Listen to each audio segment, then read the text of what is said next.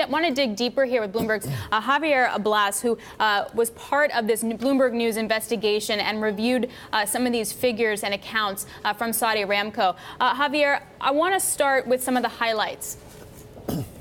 Well, the main number is that, according to the information that we have been able to review, Saudi Aramco made net income of $33.8 billion in the first half of 2017. I have to highlight that this represents the first half of 2017, so it's a bit of back mirror view that represents a world when oil prices were around $53 a barrel. Probably net income will be much higher now that oil prices are averaging $70.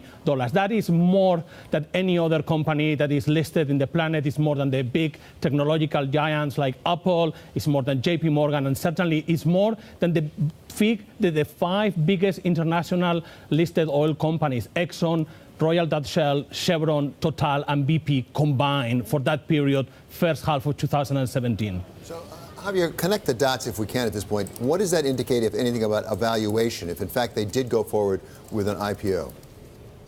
Well, that's a very interesting question.